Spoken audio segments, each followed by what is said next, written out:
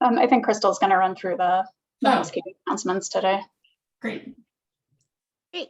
Good morning, everyone. Welcome, committee members, liaisons, and members of the public to the Eligibility and Budget Review Committee meeting. We're using Zoom today with the goal to foster a more inclusive environment and effective meeting. If you'd like to comment during the meeting, please type "I have a comment" or "I have a question" in the chat, and a message will be sent to the host. Alternatively, you can also use the raise hand feature. In efforts of transparency for all those joining this public meeting, whether by phone or by Zoom, we request that you refrain from having side conversations on chat about the content of the meeting.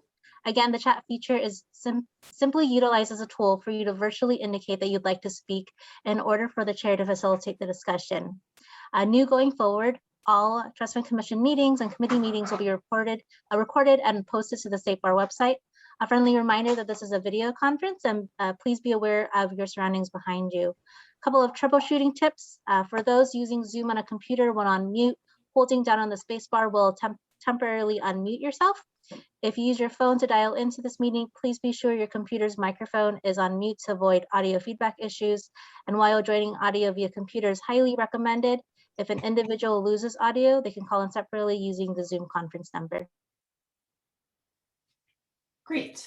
Okay. Thank you, Crystal. I appreciate it. Why don't we start with roll call? Sure. Connolly? Oh, yes, here. Sorry. Iflagi? Here. Whitemaster? Here. Bennett? Here. Blakemore? I'm here. I am here. DeBose? Delfino? Here. Friedman? Mann? Meeker? Here. Plantel? Here. And Savage. Well, we have quorum, and I can run through liaisons and State Bar stuff. Great. Selena Copeland? Present. Bonnie Huff? Bonnie, are you on the call? She's here. Unless she dropped off, she was there. Oh, there she is. Christine Denon. Mark Tony. And staff, Dwan Nguyen. She's here. Crystal Bundang. Here. Brady Dewar. He also is here. Okay, thank you. Did I miss, is there anybody else on the call that I missed? Okay. Danielle, Erica is on the call. Great. Thank you, Kim. Okay, great. Do we, I guess at this point, we'll move to public comment. Is there anyone, any member of the public that would like to make a comment?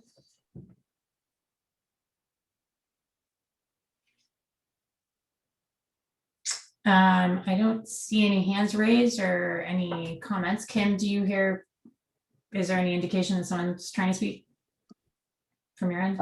No, and Kim Savage just joined the call. Okay, great. Let me preface by saying that I just got called before the meeting and have to go to a conference call with the court at 11:15. And so I will be dropping off briefly, and hopefully, I don't know whether Kim Savage might be able to kind of run things for a little bit while I'm out, and then I'll be back in as soon as that call is done. I apologize for the disruption to the meeting, but when the court calls, unfortunately, I have to respond. But in the meantime, why don't we get through as much as we can until that point? Why don't we move to consents on the meeting summaries? Or no, we don't have that going. Sorry, apologies. We can go ahead and move into the ILAW 2020 impact ILAW stuff. Erica, do you want to address that? Sure. So at our last meeting, we heard public comment from the CEO of Asian Americans Advancing Justice, Connie Chung Jo. She spoke to the committee about their census outreach and advocacy work. And there was a robust discussion thereafter, trying to understand, whether that ILAW activity would be considered legal services, as well as whether it would primarily benefit indigent persons. The committee had a number of questions related to sort of breaking down the activities into its constituent parts. There was a lot of discussion around what aspect of the work was involved in advocacy to, say, a state agency versus outreach to individuals to encourage participation in the census. So the end result of that discussion was to seek more information from Advancing Justice, and staff followed up with them after the meeting to ask for a breakdown of their expenses. So what we posted as part of the meeting materials and what we received from the organization was a breakdown broadly into two categories of advocacy versus outreach. The organization's belief and assertion is that all of their expenditures should be considered qualifying, and believes that all of it would fall under the umbrella of legal services, but they have acknowledged that the committee appeared to be moving in the direction of considering the outreach work non-qualifying. So that's why they broke it down that way. But it appeared that about a little over $800,000 was spent on the activity as a whole, with about $600,000 going towards outreach and a little more than $200,000 towards advocacy. So we attached those materials for the committee's review and any further discussion about the activity before taking a vote on whether to find that activity qualifying for the 2022 application. Okay. Jim, you have your hand raised? Yeah, when I was rereading their justification on the appeal, I noticed toward the end they said that the Legal Services Corporation, LSC, considers their work legal work. And since that issue also raised up on the issue of expungement, because the LSC also considers that legal work, has there been any effort by the staff to determine how LSC defines legal work versus non-legal work? And would they consider the outreach legal work? I don't know if we've specifically looked at that in relation to the argument that they made in their description. So I personally have not looked that up. I would have to check with the staff assigned to it to see if perhaps they've done further research, but unfortunately I don't have a response to that. Thanks, Erica. Pam, you had a comment, and then Jim, we'll see if we can get an answer to that question at some point. Pam, go ahead. I actually had a few questions that I'm gonna put them in the chat when I finish, but I just wanted to understand they were wanting non-legal work to be considered legal. I mean, work to be considered qualifying. But when the census was taken or posted, it only takes about 15 minutes to complete online. And so I wanted to find out what additional legal work was required to help a client process that. As an example, the state has a housingiskey.com website. And when you look on the website, it's posted in 6 different languages. Mm-hmm. And so I just wanted to find out what they did differently than what the state was doing in terms of advertising for the census. And my other question, on their materials, they considered items referenced as bad debt expenses and printing and copying. And I wanted to find out how that was categorized as legal work for their clients. So I'm gonna put this in the chat. Maybe Sure. That's a little bit more, yeah. I'll just note, I think the bad debt expense is in the non-qualified column. Mm-hmm. It's there. Right, but I think they're not. Are they actually trying to claim for it was qualified?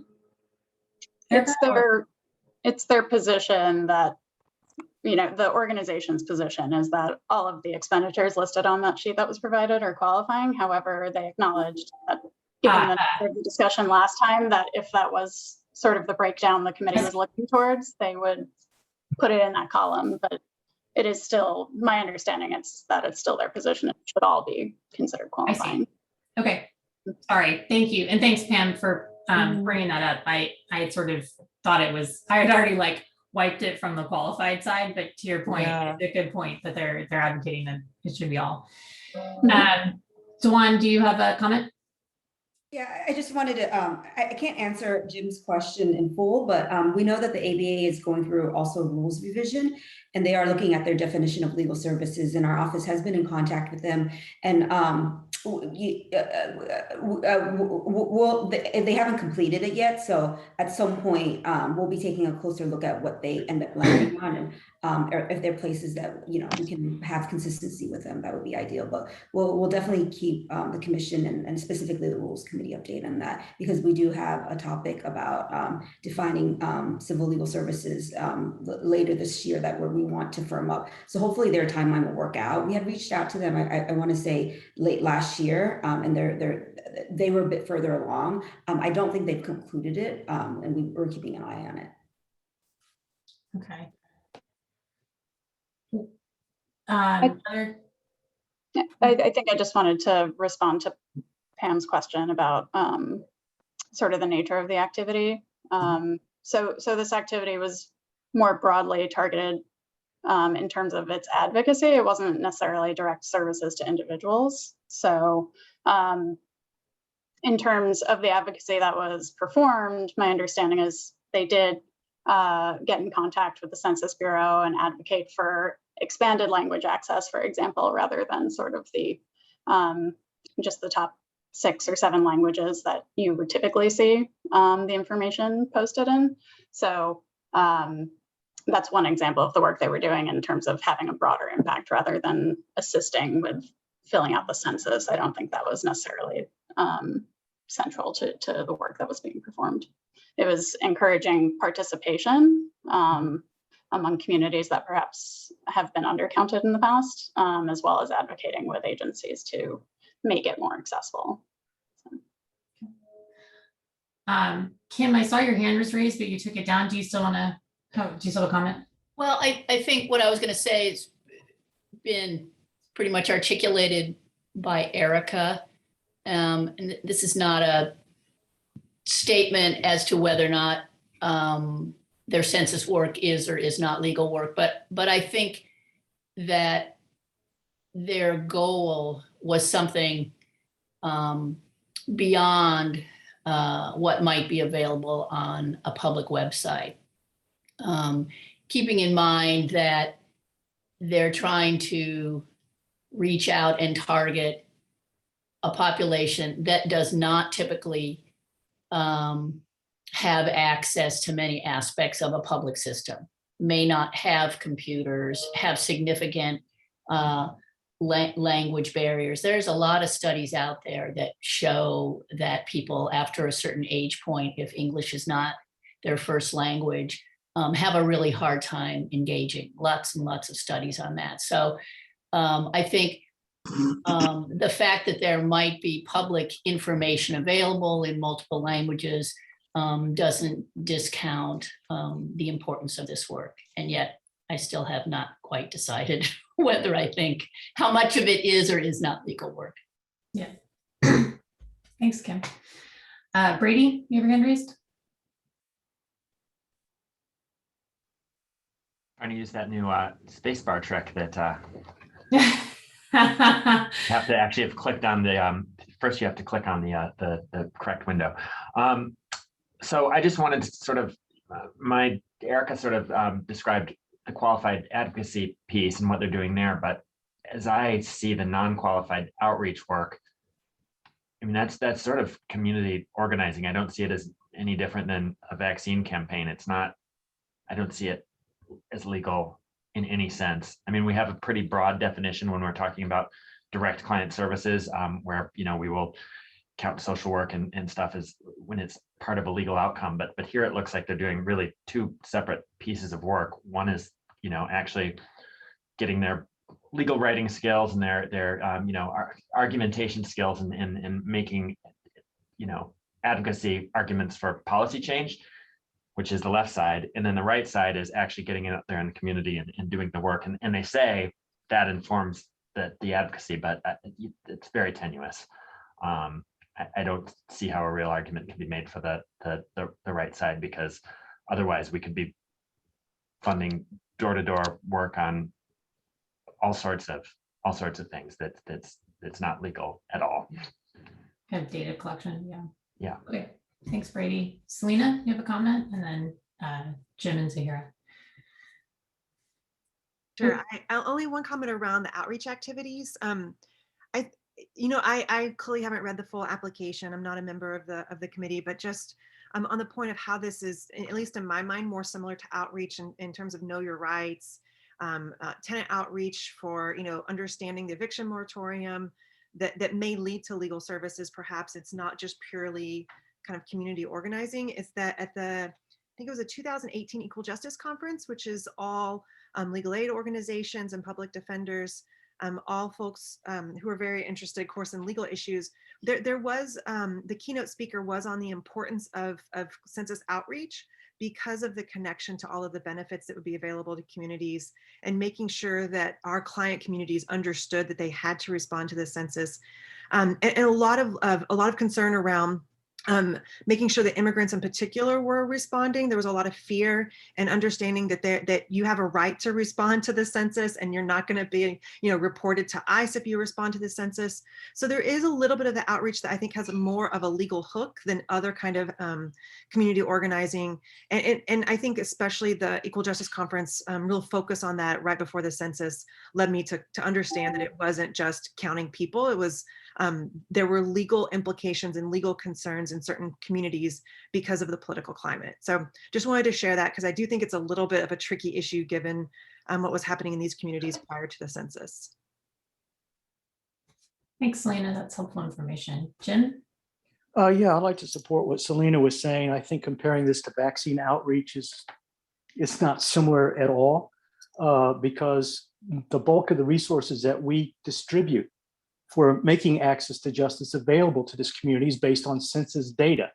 And if this community is not adequately represented by that census data, they're not going to get the access resources to justice. So I think comparing it to other outreach like vaccine is just inappropriate. Comparing it to outreach like know your rights, the housing issues, tenement rights, that kind of stuff, like Selena was saying, I think is far more appropriate. And in other places that we have allowed that kind of funding. Okay, thanks, Jim.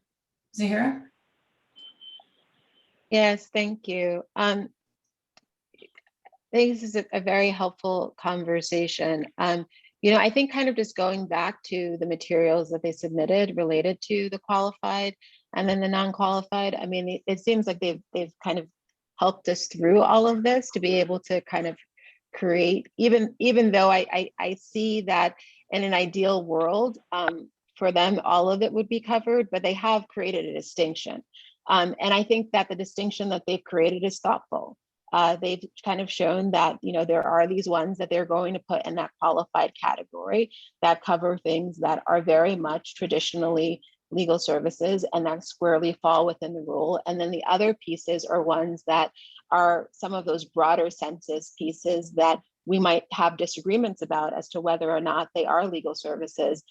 I think my concerns in terms of it is that at this point in time when they were doing this work, a lot of organizations were doing a level of similar types of work throughout the state.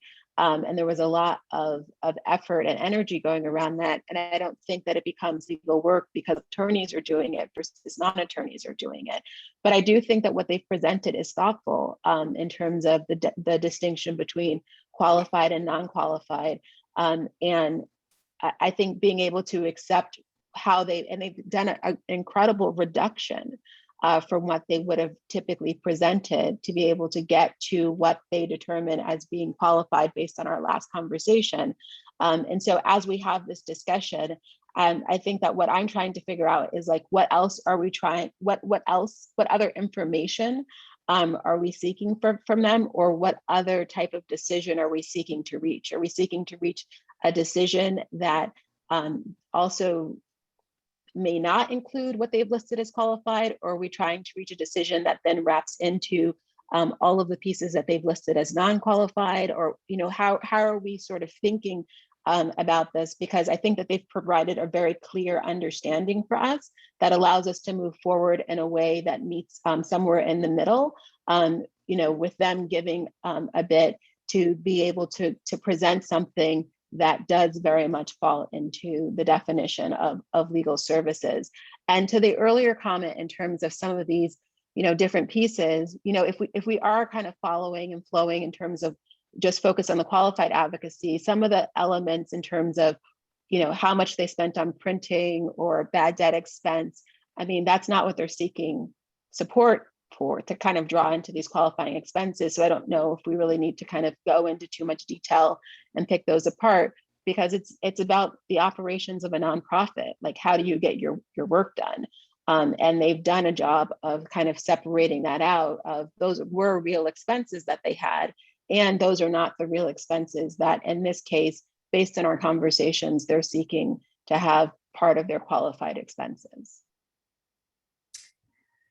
Okay, thank you, Zahara. That's an interesting point.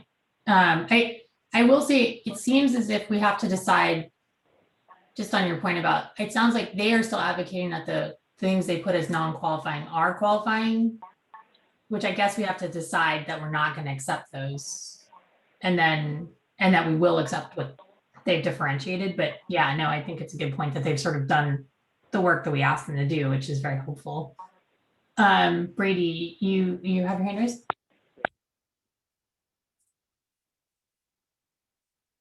So my reference to the vaccines wasn't vaccine outreach wasn't meant to imply that it has the same nexus to how the data is eventually used, but rather our state bar definition in guideline 2.3.1 and which quotes State Bar Rule 3.672A, is that legal services include all professional services provided by a member of the State Bar and similar or complementary services of law student or paralegal under the supervision and control of a member of the State Bar in accordance with law. As a matter of practice, we've included some other professional services, social work, when it's, you know, overseen by an attorney and aimed at the legal outcome, but it's the quality of the work. It's whether you're doing legal work, advocacy, making arguments versus your outreach, media efforts. Those sort of things are not professional services that can be equated to legal services. And you know, I don't think it would be permissible under the rule, and I think we'd be really opening the door to just about anything. So that's the distinction I was making. It's the quality of the actual work that we're funding, not necessarily its ultimate impact. Great, thank you.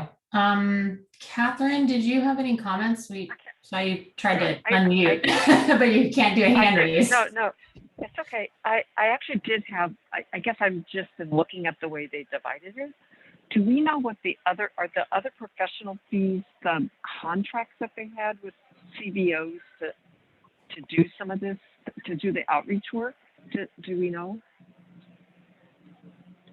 Because I thought that was their model, right? They contracted, and part of what gave me pause initially was, if they contracted for those services, were they then supervised in a way that we would be comfortable with that work being supervised by a lawyer, which is one of the overarching requirements.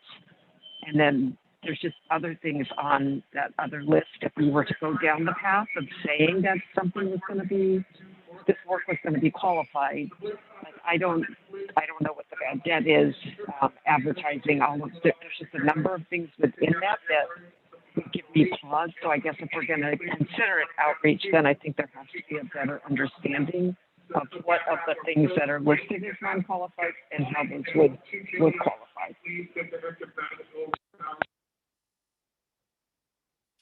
Erica, do you know the answer to Catherine's inquiry? Yeah, so as far as the supervision piece, all I know is what they included with the materials in terms of their responsibilities when working with their network partners. So they listed broadly, coordination, training for their statewide partners, producing materials and conducting media outreach, and then doing the general advocacy piece. So I don't know the extent to which there was supervision necessarily. I know there was, coordination and guidance provided, but I don't know how heavily they were involved, say, with each partner in ensuring, that the services were provided consistently. So.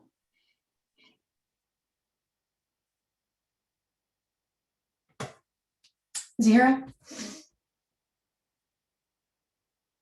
Yes, thank you. And I think that from like one of our last conversation on this, like part of having them kind of go back was just sort of get a better understanding of things like what Catherine just mentioned in terms of understanding what that distinction was. And I'm just looking at kind of like this email response from the bar back from Advancing Justice, where they kind of took into account like our conversations with them, understood where we were, understood the conversation that we were having, and based on like that discussion and that conversation around outreach, then came up with this list in terms of qualified versus non-qualified. And so I think that just like the positioning of this, it seems as if they've answered the question that we asked, and I'm not sure. It seems like we're revisiting the question that we asked rather than taking the answer that they provided and kind of moving forward with the decision. Yeah, I take your point. Well, I think at this point, is there anyone who believes that the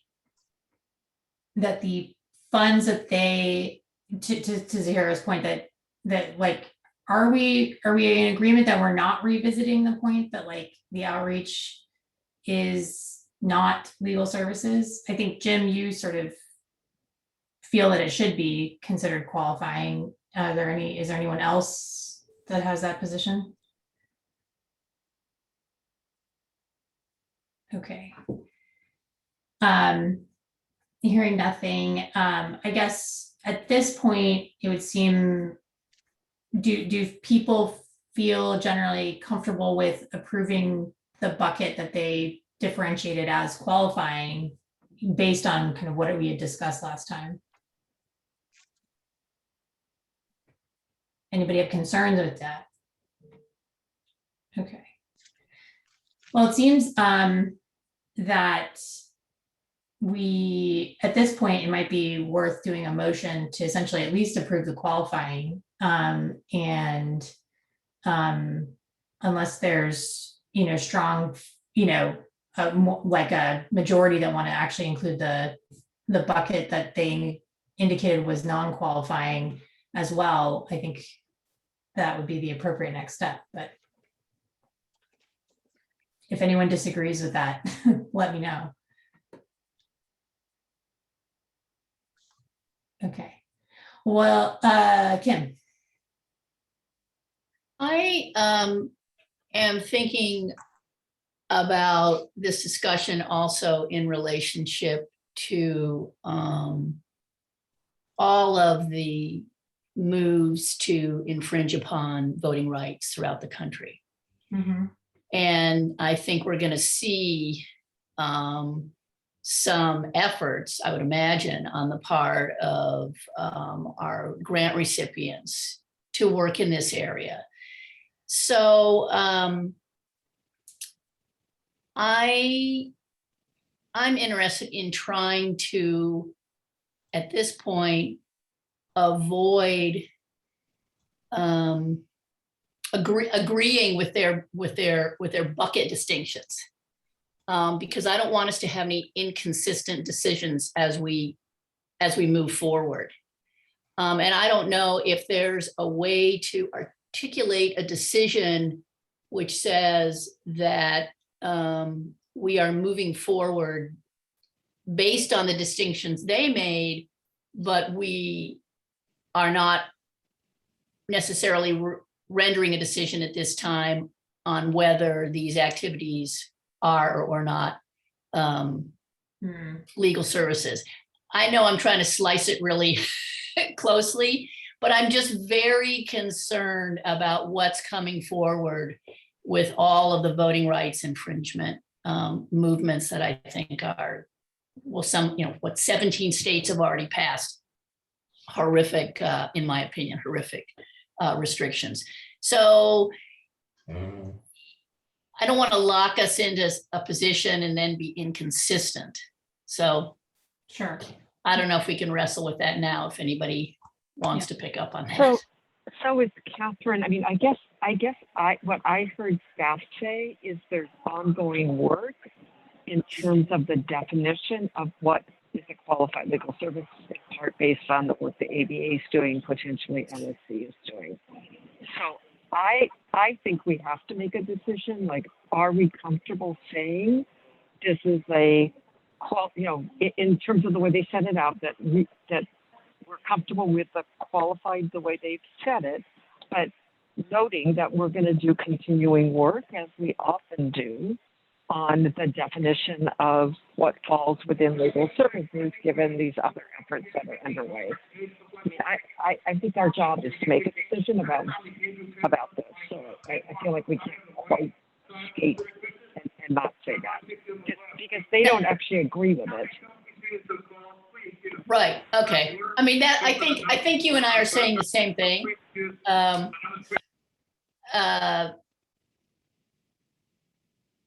Which is, it's a somewhat reserved decision based on the distinctions they are now making, but we're continuing to delve into this. I think we're saying the same thing. I think you may have articulated it much better than me. Okay. Mihira and then Bob. Thank you. I think that probably it's just the same thing. I mean, it sounds like the decision that we're making is that, you know, this had to do with census work that was carried out in a specific way. I think that there's so many distinctions that could be made between census work versus voting rights work, from like just a foundational perspective, that I don't think that we necessarily have to sort of think about them as sort of being cohesive in one. But I do think that in this situation, it's about kind of addressing the issue that's specifically before us, which is in this particular case with this organization and the work that they did, that there is this distinction in terms of like the qualified versus unqualified. And it could be a relatively simple motion of we're moving forward with the qualified expenses based on how it's been outlined by Asian Americans Advancing Justice, and kind of just like simply make the motion. And with the understanding, as we've talked about in every single meeting, how, you know, there's a whole rules process that's moving forward where a lot of the definitions and other pieces are changing, and we're constantly reevaluating. So I don't think that this holds us in any particular position if there is an issue that later comes up with people working on voting rights or, you know, similar issues. But I think it could be a very simple motion to kind of leave that issue open, so that this organization gets what it needs and what's before us today, and that we can continue, as we have done in the past, to continue reconsidering some of these issues for the future. Thanks, Mihira. Bob? I was thinking we could make a simple motion to accept the expenditures that they cite, but in the memo to them, indicate this is an ongoing process subject to being revisited, scrutinized by LSC, by the bar, and therefore subsequent decisions may change, to give them and to give the record some comfort that what we accept now might be changed in the future based not on our decisions, but on responding to larger outside authorities and entities, and have that in the memo to them of that we approve this. But by the way, here's ongoing discussions and analyses. Stay tuned. I want people to think about that. And the memo would be how staff might craft something, not necessarily part of any resolution, but still may help guide our thinking. Thank you. Thanks, Bob. Brady, you have your hand raised and you might have thoughts on Bob's suggestion as well. Oh boy. Okay. Oops. I just wanted to, I'd raised my hand and then I took it down because Zahira said exactly what I was going to say. What's before us is their application. Yeah. What is going to be qualified and what is not. We don't need to tell them rules might change, yada, yada, yada. I mean, we've got a simple task before us. There are rules discussions going on. As new issues come, nothing has changed. We're just making a decision. And I think that we need to, there's no reason not to keep it that simple and to add reservations or warnings or anything like that. This is their application for 2022. We're deciding what's qualified and what's not. And I think we leave it at that. Okay. Just complicate things otherwise. Yeah. Jim, what you had your hand raised? Yeah, I agree with Sarah. Since I'm the only one that's arguing for a more broader issue on the non-qualified or what they classify as qualified, I'm happy to vote on the more simple in terms of what they designated as qualified. And unless I've had my head stuck in the sand, I thought most of this voting restriction was not taking place in California, but was in Texas and Georgia and Florida and other places, which would never be an issue for us because those aren't California issues. And I would still argue that census, since we allocate resources based on census, that's a stronger connection than voting, whether or not Democrats are being systematically excluded from the voting rolls or not. I think that's a larger reach, more akin to vaccinations, I think, along Brady's argument, than the census stuff. So I'm happy with a simpler vote. Well, maybe we could do a motion that basically says we accept their distinctions and just leave it at that without making it, to everybody's point, a broader determination on what is qualifying and not qualifying. But basically we accept how they have distinguished them, period. Does that address everybody's concerns? So it's Catherine, and I'll make that motion that I think Erica just articulated. Okay. I'll second. Wait, Brady has a hand and I'd like to hear what he has to say. I think that rather than saying we accept their distinction, since that's a little ambiguous, since they're still saying that there is no distinction, both of them should be counted. I think we should just say, we accept their left-hand column of what they qualified as advocacy expenses as qualifying, and find their non-advocacy expenses not qualifying. Okay. Catherine, are you okay with that? Sure. Nuance? Sure, that's fine. That's great. And who seconded? I'm sorry, I didn't see. Bob, yeah, it's okay by me. Great. Thank you. I'll take roll. Great. Connolly, Yes. Kapagi, Whitemaster, Yes. Bennett, Yes. Blakemore, yes. DeVos, Delfino, Yes. Friedman, Mann, Yes. Meeker, Yes. Lantle, Yes. Savage. Yes. Motion passes.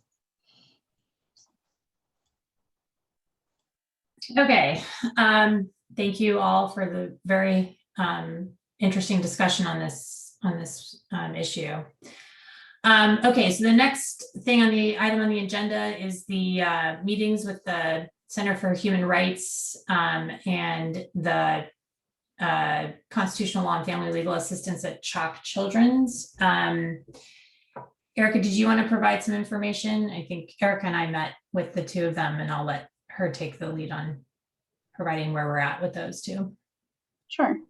So Erica and I met with both organizations late last week about their audit extension requests as well, in the case of CHOC, about some missing evaluations and quarterly reports. As far as CHOC goes, they're a very small organization. Their president it appears to be out of the office long-term. So they've been really strained in terms of meeting the obligations of the grant.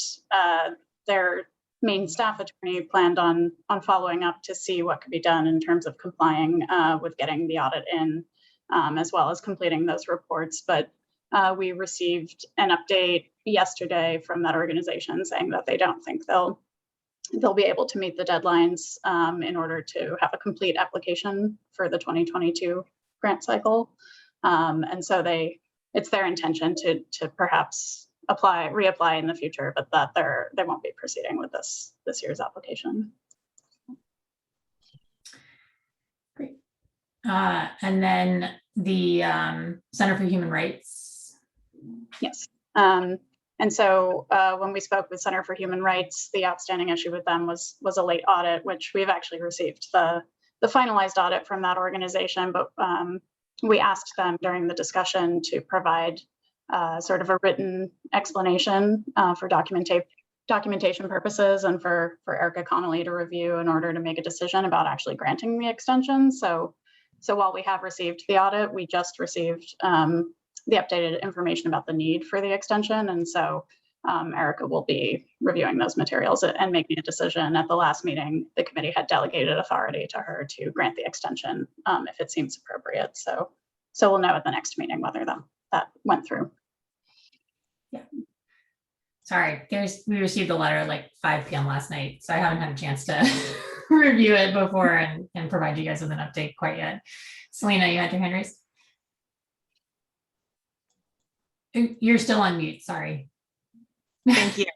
Just a quick question about the Family Center at CHOC. I know with the additional HP funds that will come later, there's some language in the statute that says it's for 2021 IULTA funded programs.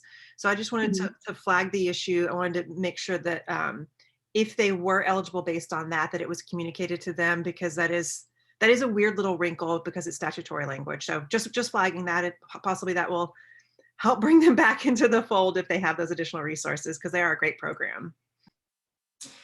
Got it. Yeah. So because they're eligible this year, even if they withdraw. Yeah. Okay. Great point. Thanks, Selena. Any other questions or concerns about those two updates? Okay. Hearing none, why don't we move to the Eviction Defense Collaborative's request? So Eviction Defense Collaborative submitted a request as part of their 2022 application to include their staff time devoted to a program called the Rental Assistance Disbursement Component as qualified expenditures for calculating their primary purpose and their grant award. Historically, this is a program that the organization has run, my understanding is, for a number of years, and in prior applications they have deducted staff time as non-qualifying because it is primarily devoted to cash assistance work.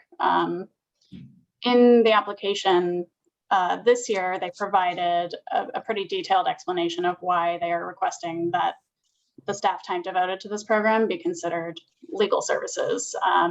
And that explanation detailed, for example, the involvement of their Director of Litigation and Policy, with all of the changing regulations around eviction and the moratoria. They said that their Director of Litigation was heavily involved in making decisions about rental assistance, how much rental assistance to provide to applicants.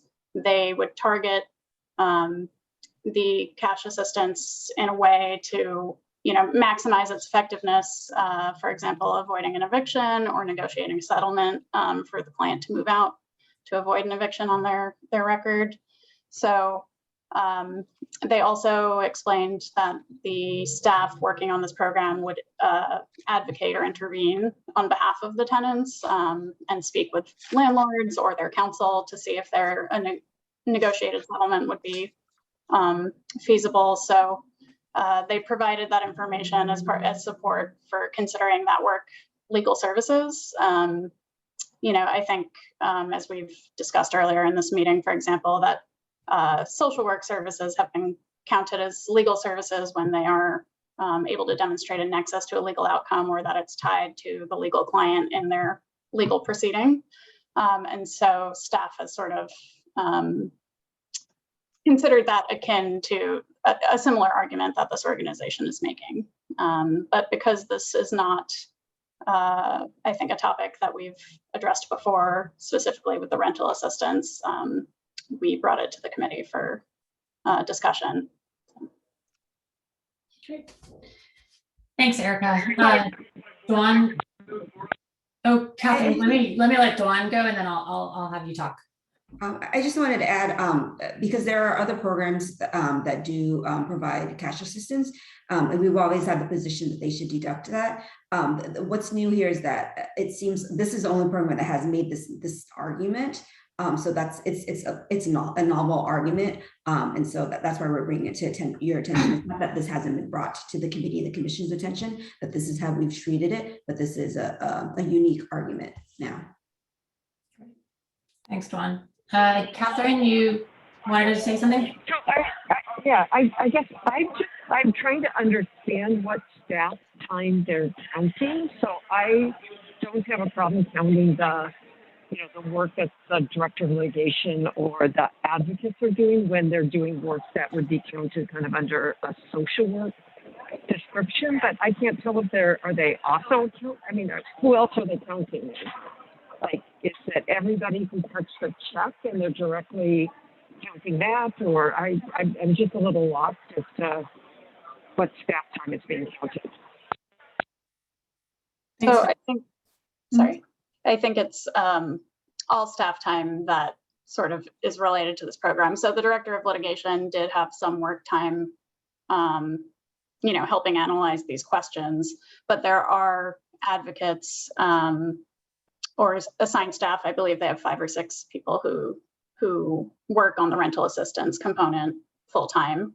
But they are the individuals who not only are administering the funds, but also, as I said, reaching out to landlords, trying to come up with compromises or agreements so that they can maximize, the reach of those funds and have positive outcomes. My understanding is that you don't have to have necessarily a legal case in order to receive the rental assistance, if I'm not mistaken, but that the majority of the tenants who are receiving rental assistance are also legal clients.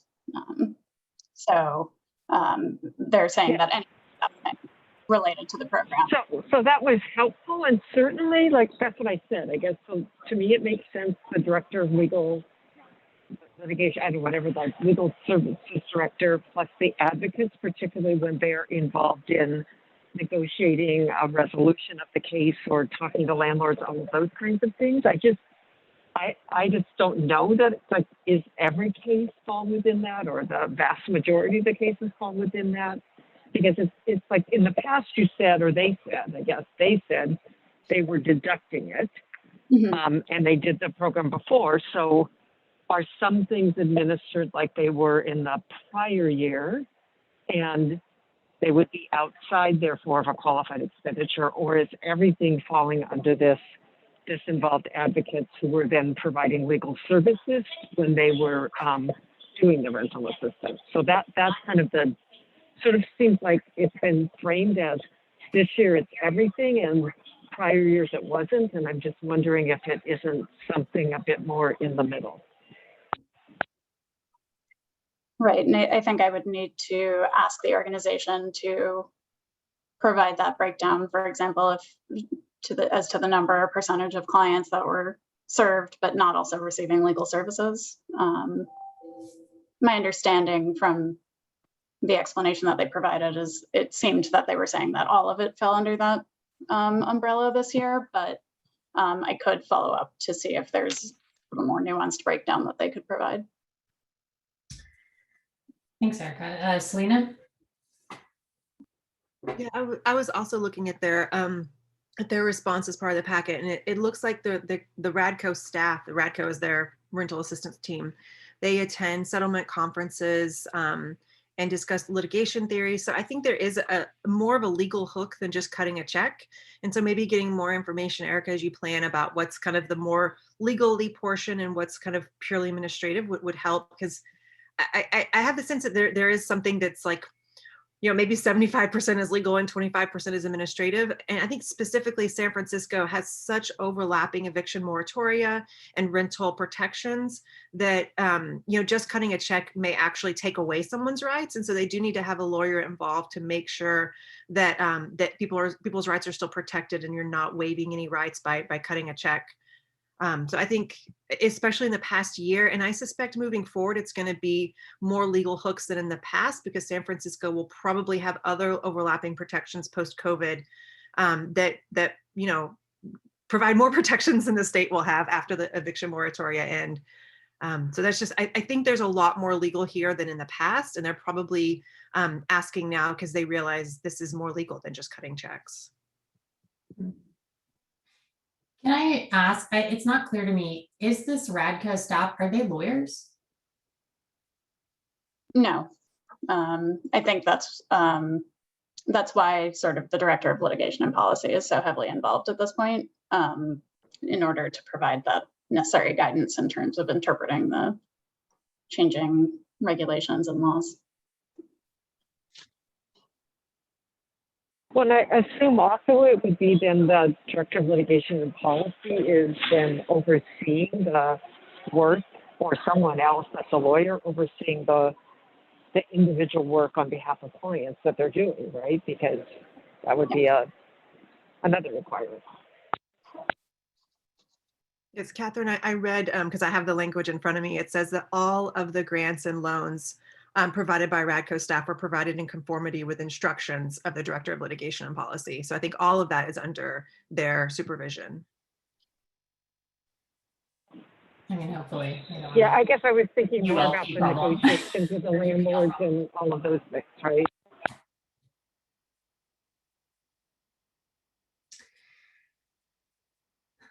Other comments, questions, thoughts? I guess one of the things that's not very clear to me is the degree to which this year is different than past years. And, you know, and whether it's not clear to me if this is like a special case, given the, you know, what is, I think we all acknowledge, a very kind of legally and policy confusing time when it comes to like evictions and eviction defense, or because some of the stuff that they're describing as their RADCo team doing seems like the stuff they were already doing. And so that's the part that it's a little confusing to me. And it's not that I don't think, it's not that I'm trying to say that it's not qualifying because they've in the past identified as not qualifying, but I'm just trying to get it's not clear to me whether they're saying it's different because of the circumstances arising from the pandemic and all the different laws, or if they're saying, actually, we think this should be legal services going forward. And Erica, correct me if I'm wrong, has that been made clear to you, whether they're making that distinction? No, it hasn't. Excuse me, it hasn't been made clear to me. The sense that I got in reading that explanation was that it was very much centered on the circumstances of the past year, but to your point, they have also been providing, you know, had this program for a number of years, and perhaps they're having an emerging understanding of the ways that it intersects with their legal services. So I could see potentially in the future making a similar argument, but they have not communicated to us whether they're saying this is for this year only, or if they might want to, you know, have similar expenditures included in the future. Yeah. Other thoughts, comments, concerns, or is there information that we want to, I think Catherine kind of highlighted that maybe there's some additional information we might want from them, but other people, is that where we want to do, is to have them get some more information Does anybody feel strongly it's for sure? Zahira, you? You know, I think more information would be helpful, but it seems as if from past years to this year, the major thing that's changed has been the fact that there's these other elements as it comes to like rental assistance and evictions, because there have been these moratoriums that are in place. And in terms of the work that's been done related to that, if that's like the legal director who did the level of analysis and research related to it, then that seems to be like the biggest lift of additional work. The other work is then still remains the implementation of the efforts based on the advice of the legal team, you know, as they move forward. So functionally, it's not clear to me like what the others would be doing differently other than taking the advice of the legal director and implementing it, whether that's new because of the moratoriums or it happens to be what existed before. So that one person and their additional work appears to be kind of like the biggest difference. And I could see that counting under this, but that doesn't then bring in all the other work because there was a change of understanding where there was a new law that needed to be interpreted. I don't think that changes the quality of the work that everyone else has been doing. Yeah.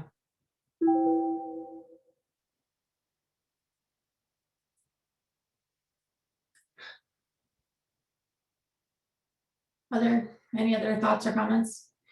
And it seems to me maybe that kind of what Zahira is saying, and you know, if I'm not sure if other people are feeling this way, but that maybe we need to sort of go back to them and say, look, you know, we appreciate that your attorneys may have had more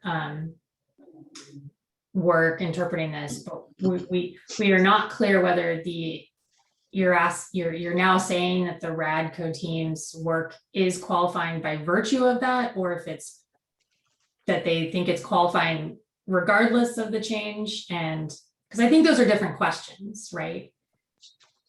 And if they're saying that they think the RADCo team is qualifying regardless, like I'm not saying that's wrong or that I disagree, but I would like to know what the actual question is in front of us.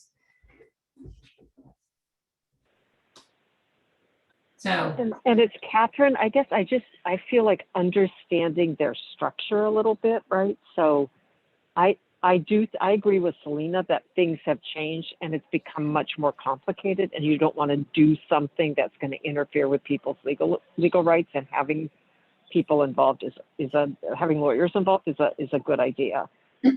But the question to me is like, what is the supervisory structure of the people then that are implementing? Is it really, I mean, I don't know enough about this program. Maybe it's sufficiently small and the director of litigation and policy can adequately supervise the entire RAC team. I just think it's, as you're asking questions, and I appreciate your willingness to get more information, it's just to add that to the list of things to better understand functionally how it works. yeah. Dawn, you have your hand raised? Yeah, I have a question for Erica, and I might have already asked for this, so I apologize. They say that they deducted the 18% that's for over income clients, but Erica, how many RADCo staff, like what's the amount of qualified expenditures? How many staff is on the RADCo? The total staff time was 836,000. Oh, the staff time is 836,000? Yeah. Okay. Yeah, there's 5 or 6, I believe, full-time RADCo employees, and then I'm not sure if this includes the portion of the director of litigation. But okay. So significant, kind of like advancing justice. So I guess Erica and I can try to get more information, and to the extent possible, see if there could be further itemization, because there might be a component that is more administrative in terms of cutting the check that we might want to consider deducting. Yeah. I also just think maybe some clarity on what it is they're requesting, whether they are saying this is unique because of the changes and they think that's going to be unique going forward, whether they think actually we've we think we could have applied for legal services the whole time would be helpful. You know, which is not, I mean, it's somewhat similar to the advancing justice issue of like, who qualifies. The fact that they're not attorneys gives me a significant pause. Even if it's under, I understand it can be under the direction of the attorney, but to Catherine's point, like who's supervising them, how much, you know. So do we need, does anybody disagree with that plan of getting them to provide a little bit more detail for us? No? Okay. Do we need a motion on that, or can we just kind Give of? them some timeline. Yeah, that's a good point, Bob. What's the timing that we need to do for them? In terms of getting a response from them? No, well, both, like in terms of when Run do the we get a decision from calculations. us, and then when do we need to, and then backing into that. Well, we would bring it back to the committee at the August 13th meeting. So as long as we, if we need to post materials, we usually would ask for it from the organization about 2 weeks before the meeting. So I would say end of July or early August. Dawn? Yeah, and that this timeline is going to be tight because the next committee meeting is right before the commission meeting, and that commission meeting we have to be able to determine eligibility. The committee has to present a recommendation because we have a very short time frame. We release budgets and then run the formula, and in order for us to get our checks out of the door, we have to have a recommendation. So it's very tight. Well, do you think that I guess, given that tightness, I don't want to like burden staff or the organization or us, but I'm just a little concerned about making this decision without the information, but do you have a suggested different approach, or? Yeah, Dawn, go ahead. If I may, so I think we should get more information. You know, I was talking to Erica about this yesterday because you are going to be talking about some follow-up for eligibility conferences. So I know it's now slated for 2 hours. You may want to consider extending that meeting 3 hours just so that you have ample time to address everything. Or the other option is maybe move that meeting up. It's hard with scheduling now. We've been trying to scheduling for other committee meetings, and it's really hard. So if you wanted maybe just extending the hour might like start at 9. Yeah, like start at 9. Okay. Okay. Well, like I said, I don't want to reject them out of hand because I think they have some valuable points, but I would like to get a better sense. So why don't we plan to address it at the August 13th meeting, get the information from them, and do you need a vote from us to move the time up? Okay. I am also inclined to extend it an hour, and if we get done early, then everyone can have some lunch before the commission meeting. I don't know if anyone, does anyone strongly oppose or even mildly oppose that plan? Do we need a full hour?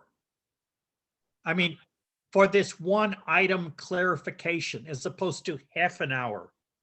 Yeah, I think, I'm not sure that I think there needs to be a full hour, but I'm a little concerned about some of the other stuff that's still on our agenda for today and whether some of those may get pushed to the next one. So that's the only reason I think building the hour. Yeah. Okay. And then if we finish early, then we have time before the commission meeting. Is that okay? Erica, I think it's fine. I think you could also just decide when you know what else is pending after this meeting, how much time you're gonna. Sure. That's a good point. Right? We don't have to okay. Decide right this second. You're right. If we manage to clear everything else out and it's only this one, then I agree. We can keep it as is. Incentive for us to resolve stuff today. Sahira, did you have a hand raised? Oh, okay, sorry. Okay, so staff, are you okay with the directions? Do you need anything more from us? Okay, I'm actually going to, I think I can get us started on the next one, and then I'm gonna jump off in about 5 minutes to go to my call. And Kim, do you mind kind of taking the lead? Yeah, thank you. Okay, so the next thing is applications that don't meet the presumption of primary purpose and function. Yes, so just to little recap about primary purpose and function.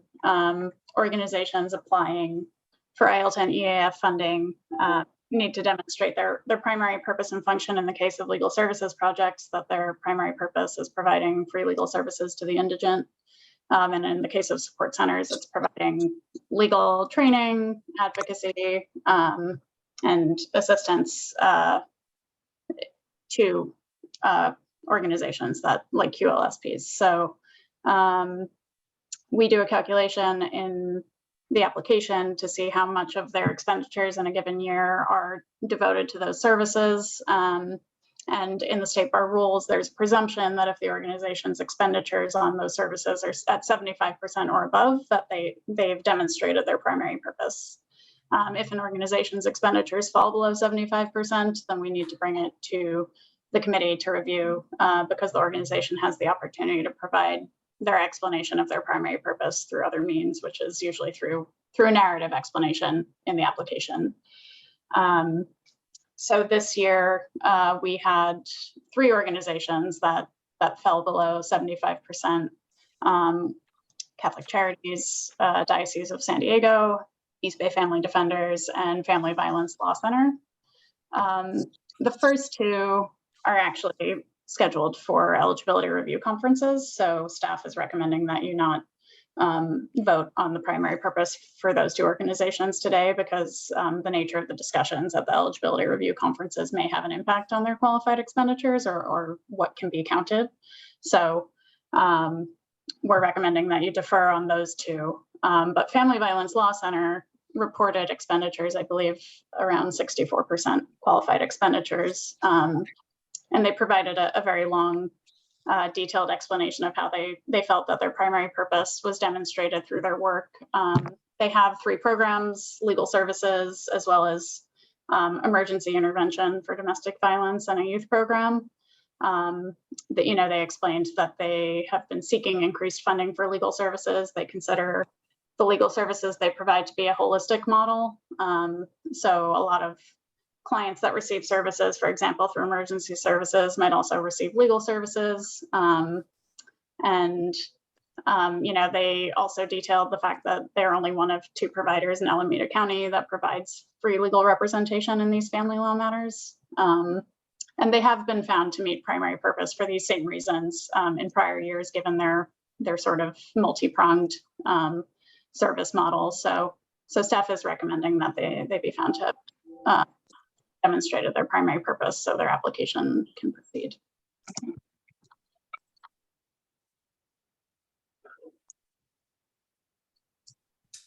Any questions or comments on this? I have a question. I'm going to post it right now. Oh, Pam,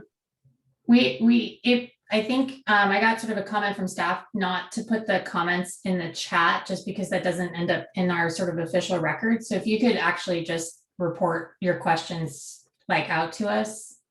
Okay. Yeah, sorry. That's okay. But I thought by putting it on paper, so to speak, it would become a part of the record. And that's what I would like. So I'm just going to read it.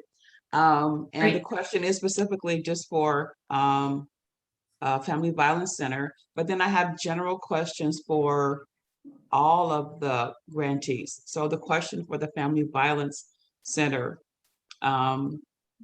is asking state bar staff and subcommittee members, advisors, etc., are being flexible, and I put that in quotes, allowing carryovers into the 2022 fiscal year for budgeting projections. Did the organization or any organization in a request for extension to file verified audits or request carryovers add the request for a pass-through? So that was my question. Is it? I wouldn't be able to answer that. In this moment, I don't.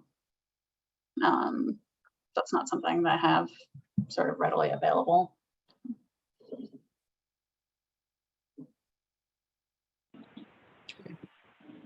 So Catherine has a question whenever I can't see who has their hand raised, etc.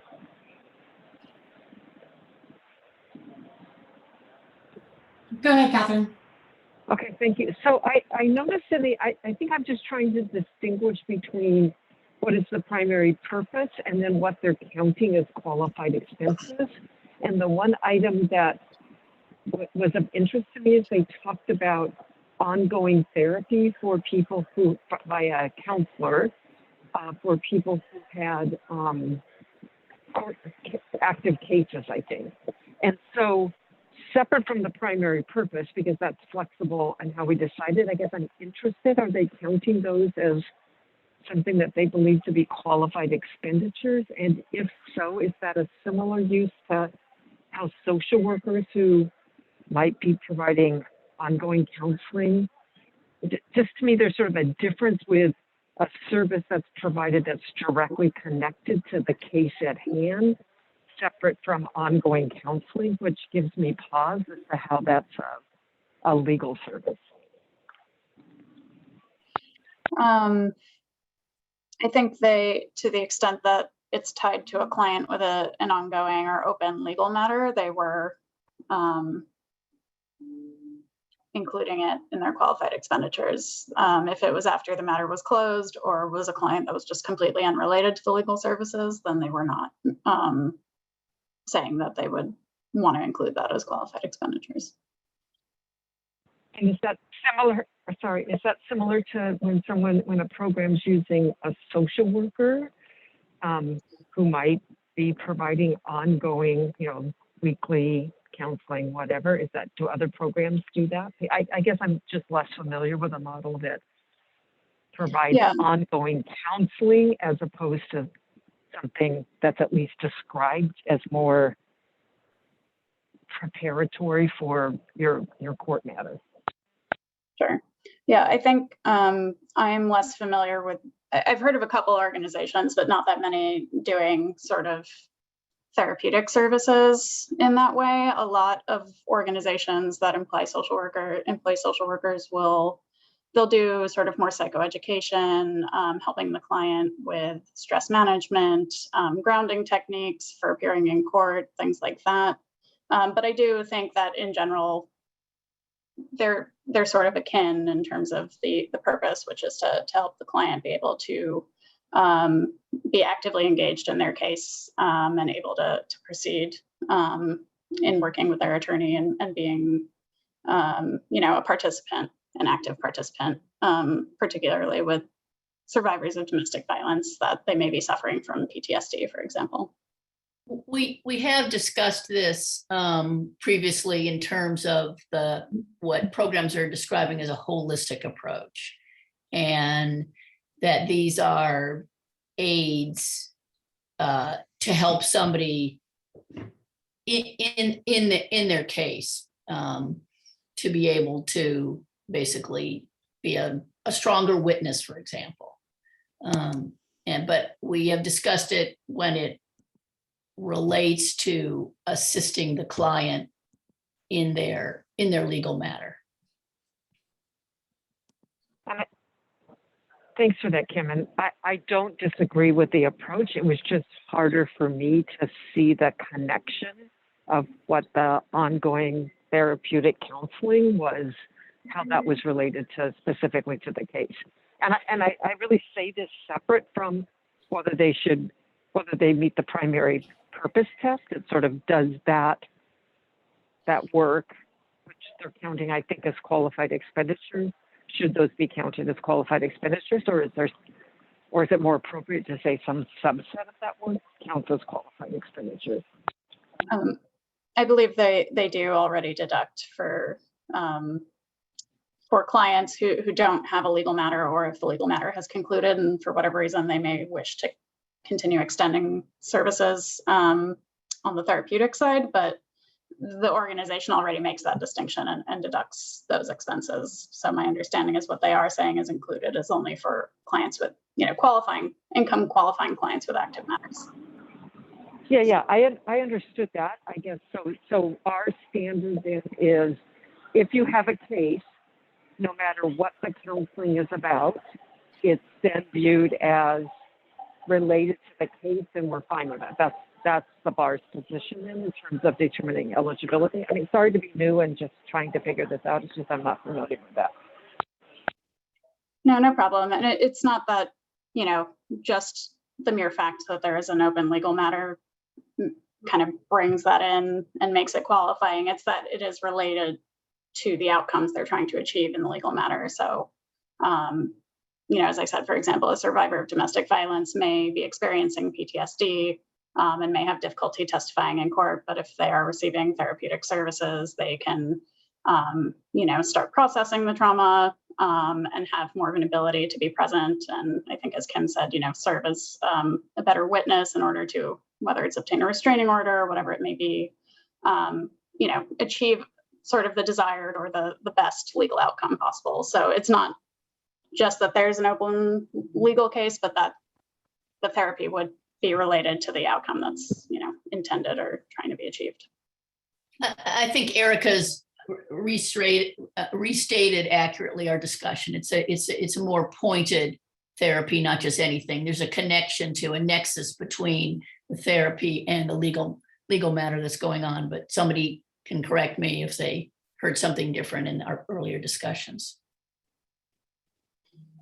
Louise, you were going to say something, I believe. Yeah, I just want to analogize this to criminal domestic violence cases where the district attorney's office always has victims advocates on staff to work with the victims, to prepare them and to help them. It's not just preparing them for the trial, but also to, you know, the mental health people to help support them and get them on to recovery from it. So, I mean, I think this is really similar.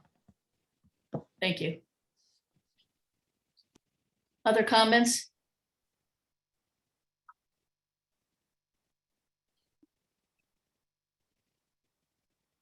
Erica, we need to move forward on this point? Yes, so the recommendation from staff would be to find that Family Violence Law Center has demonstrated their primary purpose of serving indigent persons free of charge, with legal services free of charge. So do you have does anyone want to make the motion, formulate the motion? I'll make the motion.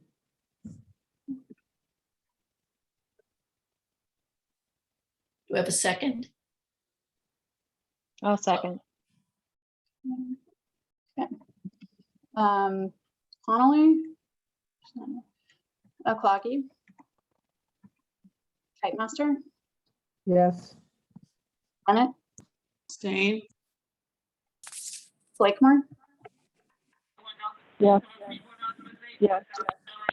DeBose, Delfino, Yes. Friedman, Mann, Yes. Meeker, Yes. Landhold, Yes. Savage. Yes. The motion passes. So I believe the only other thing on the agenda at this point would be the Test C pro bono application. Kim, if it's okay, I can kind of give an overview of the pro bono allocation before. Right. So everybody, we're on item 4D at this point in your materials. Thank you, Erica. So under the ILTA statute, a certain amount of funding is set aside every year for organizations that their principal means of service delivery is through pro bono. It's 10% of the funding in each county. And so qualified legal services projects can apply to receive this additional allocation if they can show that they've recruited substantial numbers of attorneys in private practice, as well as showing that their principal means of service delivery is through this model. In addition to receiving additional funding, it allows these organizations to use a higher income threshold for their client base. So we received 19 applications this year. In order to qualify for the allocation, there's sort of a two-part test currently. the first part is showing the substantial numbers. So the organization would have to recruit a minimum of 30 attorneys or 5% of the attorneys in a given county where they're applying, or a minimum of 1,000 donated hours. So that's sort of the first part of the test. If the organization can't meet that threshold, they wouldn't be able to proceed with their pro bono application. And then the second part of the test, if they do meet that threshold, there's 3 different ways to demonstrate their principal means of service delivery. So we colloquially refer to them as tests A, B, and C. Test A is if the organization, it's very straightforward, just more donated attorney time than staff attorney time. If they meet that, then they would qualify, they're presumed eligible. Test B takes into account a more holistic count of all donated time from attorneys, paralegals, law students. So if the organization's donated time from those categories exceeds staff time, and if they can show that volunteer attorney time is more than half of that donated time, they would meet test B. And if organizations can't meet either of those tests, test C allows for a more narrative explanation of how the organization believes that its principal means of service delivery is through pro bono. So as I said, there were 19 applicants this year. Of those, 13 are applying under test C. So 6 organizations already are presumed eligible under A or B. And in your meeting materials, we had provided the narrative explanations from those 13 other programs. A few of those programs are applying in multiple counties, and so they needed to provide sort of the explanation with respect to each county. They need to meet these tests. So, I don't know. I know there, as I said, there's 13 applicants under test C. We can talk about them individually if you want. I would say the notable ones are Inland Empire Latino Lawyers Association. Staff's recommending that they not be found eligible for the allocation based purely on the fact that they weren't able to meet the substantial numbers test. So they weren't able to recruit either 30 attorneys or meet the 1,000 hours. And so though they did submit a test C summary or narrative explanation, staff's recommending that they be found ineligible on that basis. And then we sort of deferred to the Committee on Disability Rights Legal Center and Learning Rights Law Center. Learning Rights is not a current recipient of the pro bono allocation. I believe it's their first time applying for it. And so staff didn't have a precedent to look to for some of these organizations with some of the others, for example, that have qualified under test A and B in the past. So staff deferred on that. And then Disability Rights Legal Center, staff felt that perhaps more information would be needed for them, but.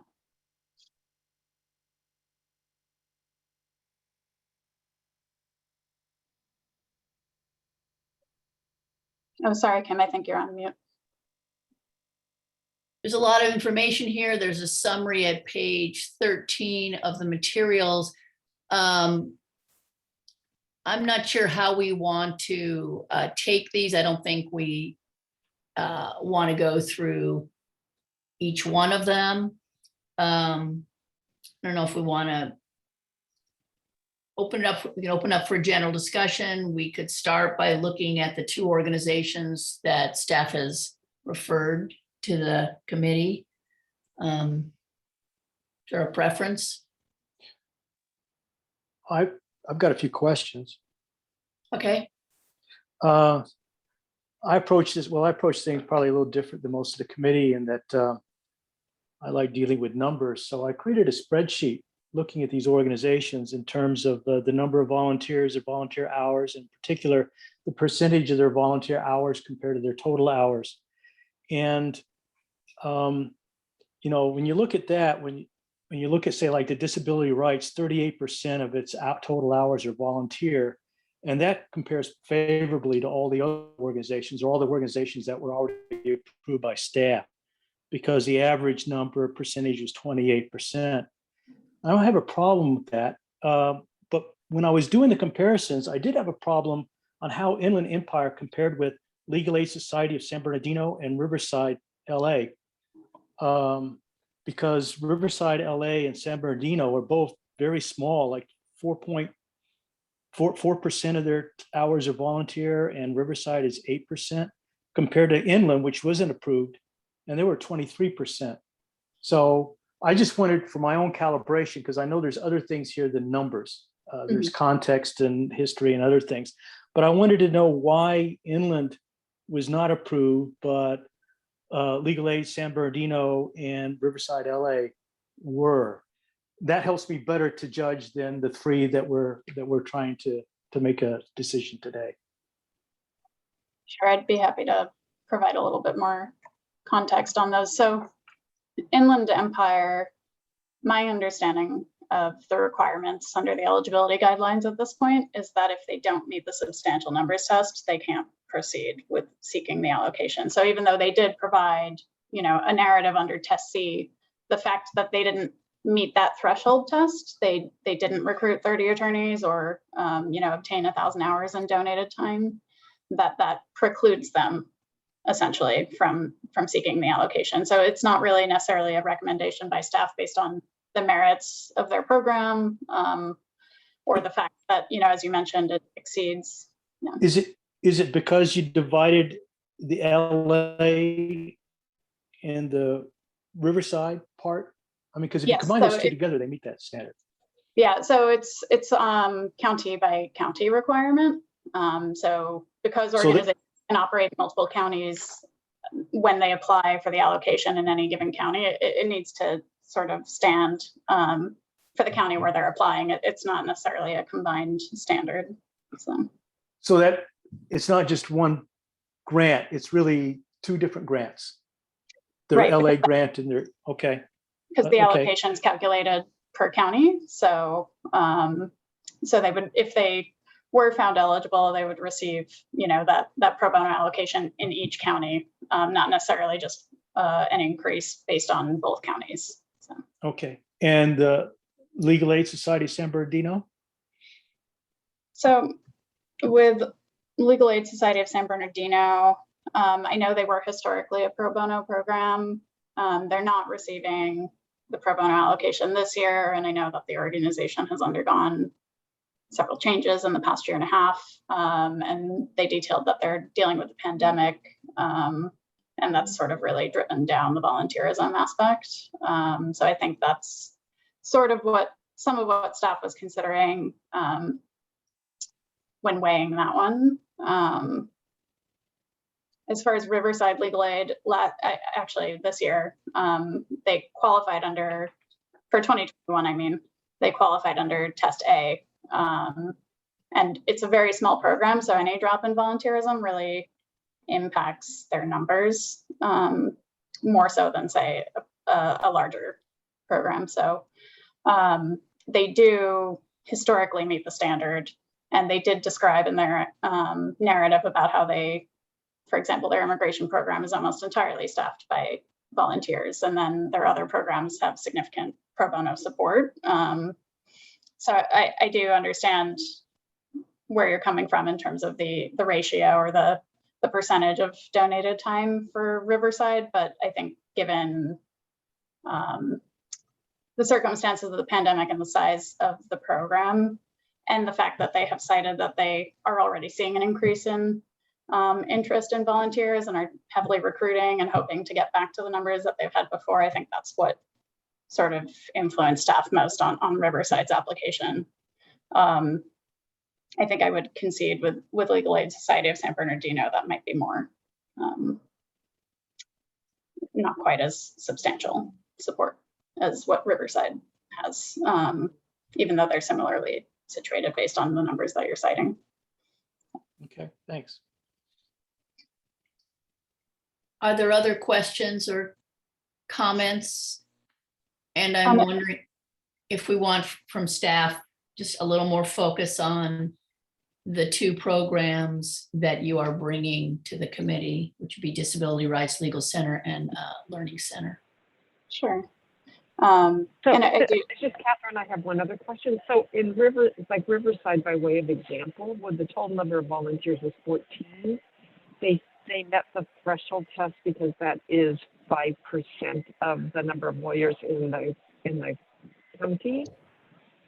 They met the threshold because of the number of hours donated, I believe. So Over 1,000 then. yes, I can double check that really quickly, but I believe that's what. That makes sense. Sorry, I forgot about that part. I mean, yep, that makes sense. Thank you. Sure. I think Louise also had a comment or a question.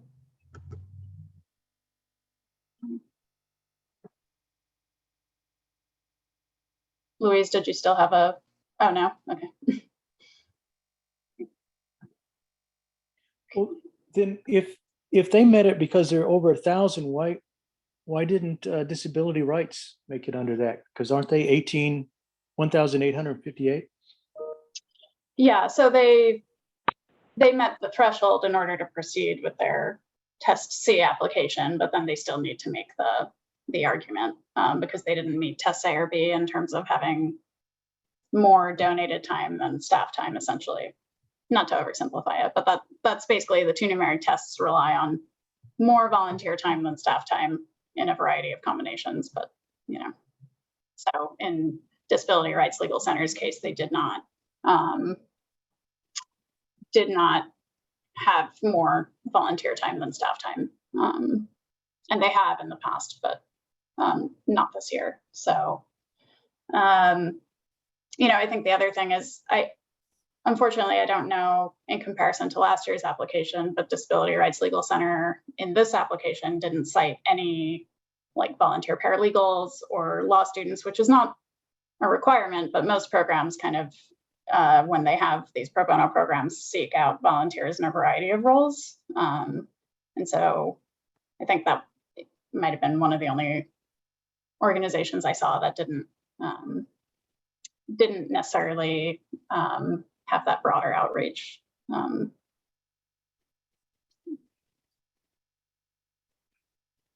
Well, I don't know, just to further discussion, my looking at it, it seemed to me based on again, just the numbers, not other considerations, that disability rights is clearly more similar in terms of numbers to the rest of the approved programs. I don't have a problem with them at all, at least based on the numbers. If there's another issue, then we can discuss that. I mean, 38% of their hours were volunteer. And that compares very good with the mean of 28% for the rest of the approved programs. So looks to me like that's fine. Now, the numbers aren't quite so strong, and I would argue maybe they should be approved for Learning Rights LA and Learning Rights Ventura. But for me, disability rights is a clear winner.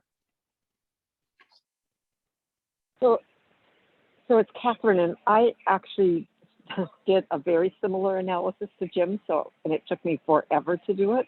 So next time I'm going to contact you and see if you already have done it. But my conclusion for Disability Rights Legal Center was the same. If you're sort of looking at the relative ratio of the hours provided to establish like you're primarily doing it through pro bono, then I felt like they qualified.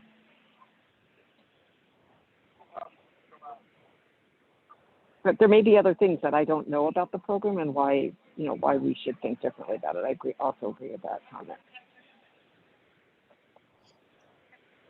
So Eric, I think there's some interest on at least part of the committee members to approve of the allocation for them. I mean, do you have you or Dwan have any concerns about that? And I see Dwan's hand is up. Yeah, so one of the things that we took into consideration, because there's not a lot of guidance on Test C, but historically, this commission is taken into consideration, and I believe when the committee met earlier this year to kind of decide, there were some concerns from the community about whether they would pass any of the threshold and ABC tests for some flexibility given COVID. But historically, that Test C has been used, to show if there's kind of the 1 year that they didn't receive the numbers weren't as high because say their pro bono coordinator left like a extraordinary circumstance of why the numbers aren't as strong, or if they were in an area where it's hard to recruit pro bono attorneys. And so that's why we have historically, with the San Bernardino Riverside area, been a bit more relaxed on the numbers because it is so difficult to recruit pro bono attorneys there. I think one of what we struggle with the staff is the location of Disability Rights Legal Center being in LA, and so we're situated programs that do pro bono that have higher numbers. So that was a big consideration for us.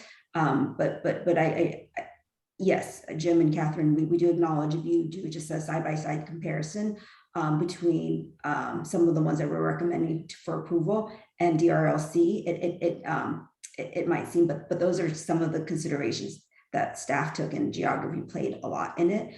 The other thing is with disability, we give programs a lot of technical assistance, any that we think that we would be recommending as a non-approval for you, and Disability Rights Legal Center included, and that was given a lot of technical assistance. I can't underscore that enough, that this is probably the best response that they can provide.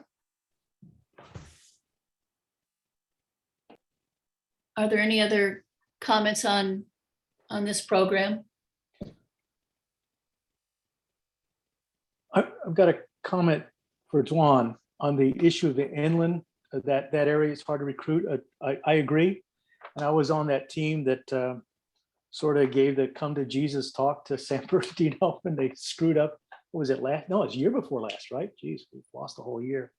But that said, I would be hard pressed as staff to explain to the executive director of Inland Empire why they got a no and San Bernardino got a yes, because they're covering the same areas. I mean, I'm happy to accept the staff's conclusion on that. I would just, based on the numbers, it would be a hard one. On the other hand, I could appreciate San Bernardino needs to dig out of a deep hole because they were having lots of problems. And anything we can do is support services in that area and help them dig out of the hole. I support that. And I stand by the earlier comments on disability rights.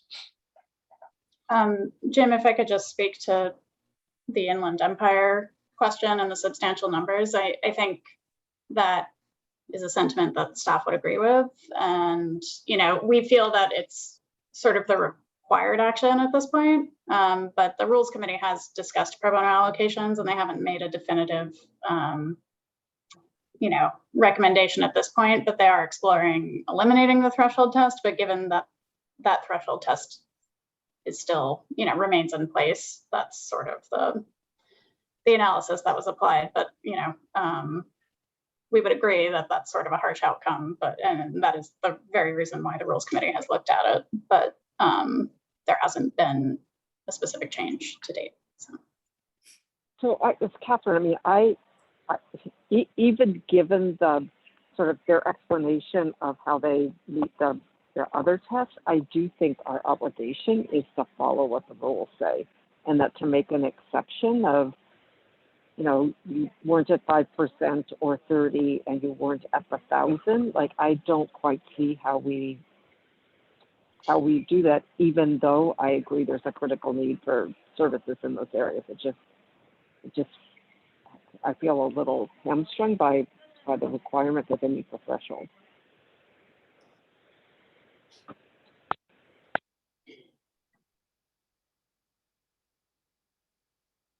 And are there, if there are not further comments on that, should we be looking at learning, the Learning Center? We haven't had any discussion on the Learning Rights Law Center, which is in both LA and Ventura. Jim, Selena has her hand raised. Oh, I'm sorry, Selena. It's okay. It was mostly around Jim's issue around a rule and the issue that Catherine just brought up. You know, I'm also a member of the Rules Revision Committee, and this is clearly an issue that we've been looking at the pro bono allocation. It is trickier in rural areas, but then the urban folks will argue that there's even more competition with more programs. And so I think this just kind of highlights the need to have more clarity around what are the current guidelines, which I also agree you should be following, and opportunities to clarify and improve moving forward. I think there was also a mention of Legal Aid Society of San Bernardino. And I just wanted to echo that they do have a new executive director. And I know he's been working really hard on improving the pro bono program there and really expanding it. But I think because it's a year of COVID, the numbers are not what it will be next year. So I was just supporting staff recommendation that they pass Test C, because I do know that the pro bono program is a very important part of Legal Aid Society of San Bernardino.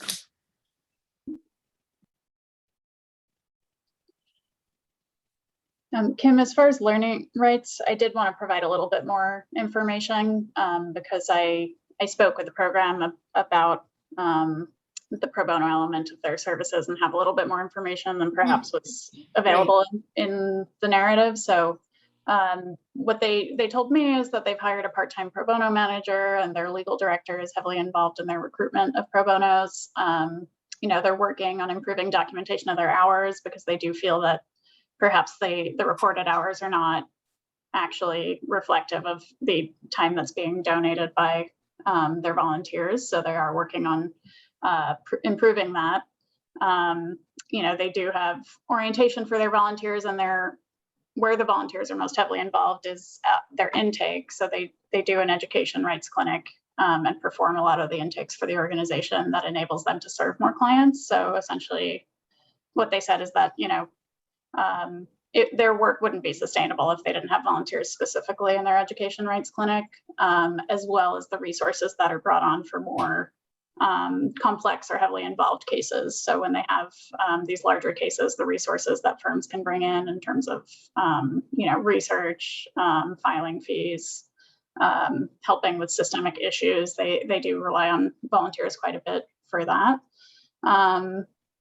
But, you know, they did acknowledge that they are growing their program. And so they are, as I said, had never applied for the pro bono allocation before, and they are in the process of, you know, intending to continue to cement that. And it is their position that you know, it's their principal means, but that's sort of the additional information related to the service delivery that I wanted to share.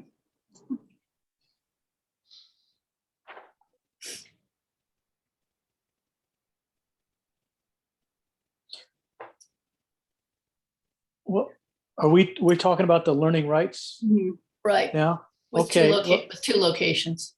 Right. I looked at those. They're at least in terms of percent of volunteer hours, they're the two weakest compared to all the other approved, with the exception of San Bernardino and Riverside.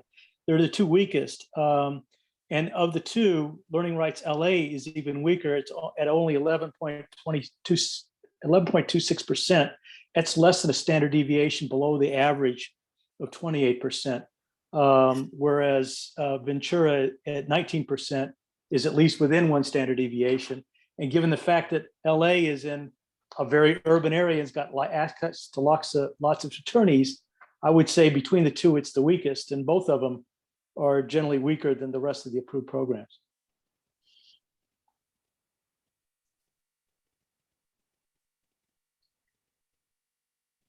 Is there further, oh, Dawn, thank you. I was just going to add, you know, there are programs sometimes that you know, haven't received the program allocation again, but want to give it a try. And then what we can do, we offer this programs is that staff can provide additional consultations and a TA to see how to brainstorm so that they can build their pro bono program. And that's worked. We've had a number of programs that then have come back the following year or the year after that and are able to qualify. So we're happy to do that if you do find them ineligible. Yeah, I think they were looking at this as, you know, of course, it is their belief that they qualify, but they also had communicated that whatever the decision, that this would be a learning opportunity for them in order to know how to move forward and have a more successful application if it were not found eligible this year. So we have had that conversation with them about, you know, providing support moving forward if necessary. So I see that Erica Conley is back, and so I'm going to hand over the reins to her. But I mean, Erica, what we've been doing is we've been discussing the pro bono allocations with more, you know, more recently a focus on the two programs that have been referred to us for consideration. And then Jim has brought up some of the actual numbers on how much pro bono has actually taken place as a separate discussion from the pro bono tests. So Got it's it. all yours. Thanks, Kim. So having just kind of jumped in a couple minutes ago, are there other comments about the two that have been referred to the committee, or is there kind of a consensus about where people are feeling on those two?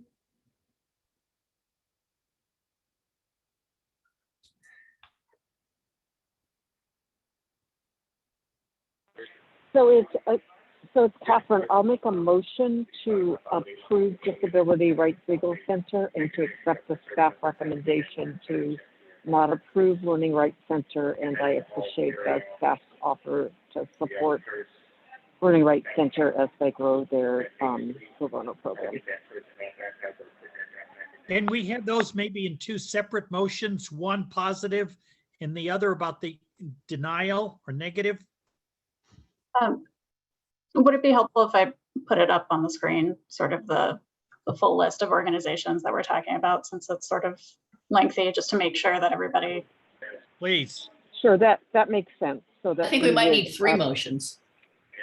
Well, we could just do who are we approving, which would be the full list of the organizations that staff had plus, and to my thinking, Disability Rights Legal Center, and then the ones that aren't being approved.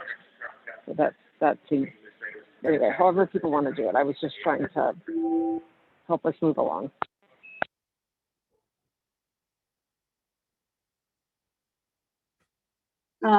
So my understanding from the discussion is that, the recommendation would be to find most of the test applicants eligible for the pro bono allocation in 2022. So that would be 11 of those applicants if you add in, based on the discussion, Disability Rights Legal Center. And then the recommendation would be to find Learning Rights Law Center and Inland Empire Latino Lawyers Association as ineligible for the allocation. Is that, did you want to make those two separate motions, or? Why don't we do them one at a time? Okay.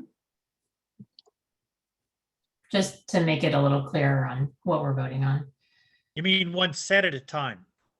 Yeah, no, sorry, that's what I meant. Yeah, like do the approval one, then do the denial one. Yeah, not 12 or 13 motions. I know it's set for 4 hours, but we don't have to go for 4 hours. Okay, does someone want to, Catherine, did you want to make the motion on the approval, or does someone else want to make it? So Catherine, I'm happy to make the motion as was summarized for the approval of the pro bono allocation. I second the recommendation of staff for those 11 agencies. Thank you. I'll take roll. Connolly? Yes. Aggie? Fightmaster? Yes. Bennett? Yes. Blakemore? Yes. DeBose? Delfino? Yes. Friedman? Mann? Yes, but recusing us to Disability Rights Legal Center and LACPA Council for Justice. Thank you. Meeker? Yes, recusing for a Public Law Center. Plantel? Yes. And Savage? Yes. The motion passes. Great. So then we have the other two, Inland Empire Latino Lawyers Association and Learning Rights Center. Does anybody want to make the motion? I got a question. Sure. Are you combining both learning rights centers, the Ventura and LA, together?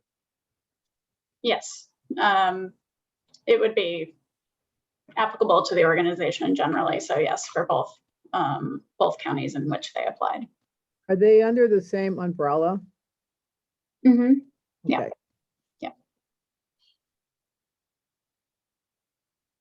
Are there any concerns about doing them together? Like, do we need to break them apart, I guess, is the question for the motion, or?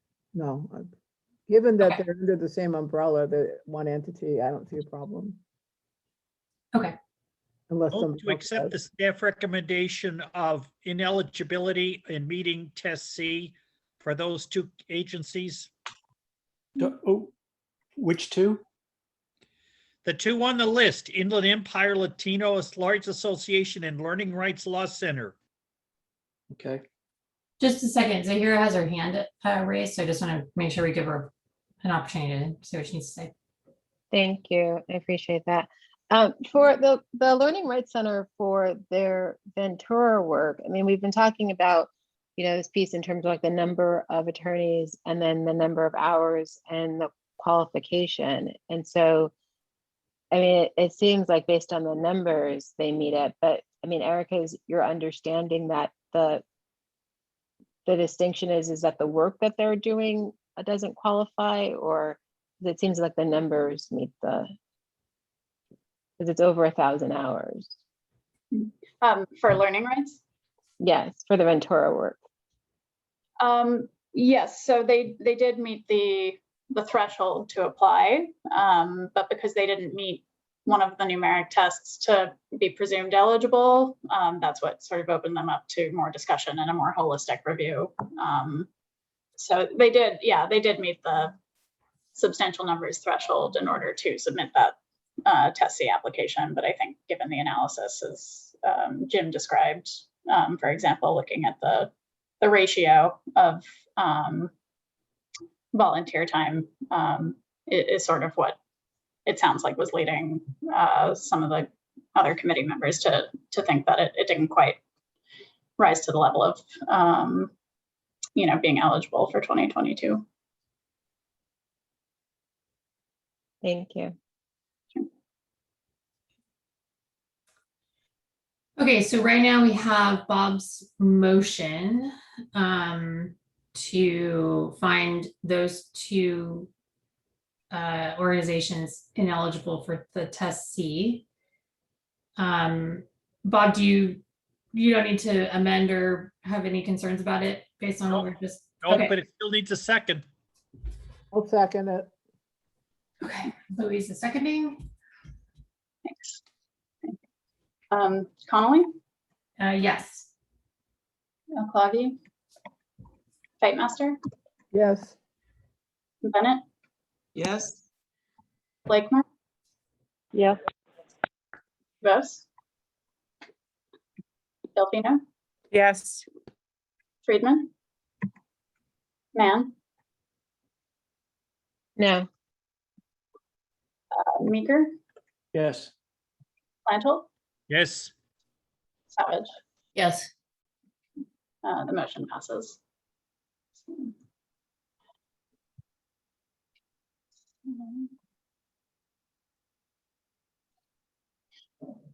Okay, it looks like we are kind of nearing the end of our agenda. Don't we have to vote on disability rights? I think disability rights was included. Oh, was it? Okay, Part of the package of 11. okay. Yeah, I had, based on the discussion, my understanding was I had moved them into the list of recommended for approval. So are there any outstanding, or are we've approved or denied on everybody? Okay. Right. Selena? Oh, just a process question. I couldn't remember. Once the Eligibility and Budget Committee has determined they're eligible under Test C, does that have to go to the full commission for ratification, or is this the final determination? I believe Dawn's nodding her head that yes, it has to go to the full commission. Okay, that's what I We present the list eligible, and then they do two motions, one for pro bono test and one for full eligibility. Thank you. That's what I recalled, but I wasn't sure. Thank you. Okay. So unless we have somehow jumped out of order, my understanding is the next thing is to review and discuss other eligibility issues. So Erica, is there anything you wanted to provide updates on this? Yeah, just sort of more of an informational item. I think hopefully all of you saw the email from our office last week about SB 129, which was signed on July 12th, about the increase to equal access funds. So there's going to be a $50 million increase in equal access funds, and on top of the already 20 million. So the State Bar will be administering $65 million of that with the Judicial Council. And the other 5 million will be administered by the California Access to Justice Commission, which will be in charge of sort of being at the helm of more funding innovation grants. The funding will need to be spent over 2 years, so through 2023. And then there's also been increase to funding that would be sort of under the umbrella or similar in nature to the homelessness prevention grants that are ongoing. So, you know, this came up after the agenda was published, so we couldn't put it on the agenda for today, but we just did want to give you that update that it has been signed. So hopefully there'll be more information forthcoming. That budget surplus is helping us out, or our organizations. Selena, what's up? Just one note, because I did have to dig for this, because we've been talking about the 50 million one-time increase with, you know, a promise of 20 million ongoing. But with the budget process, you only see the next budget year. But we did track down through the Department of Finance, who has access to future budget years, that the 20 million base after this next year will include an additional 20 million as ongoing. So that is part of what Department of Finance sees. It's just that it is very hard for us to find anything to share that is public.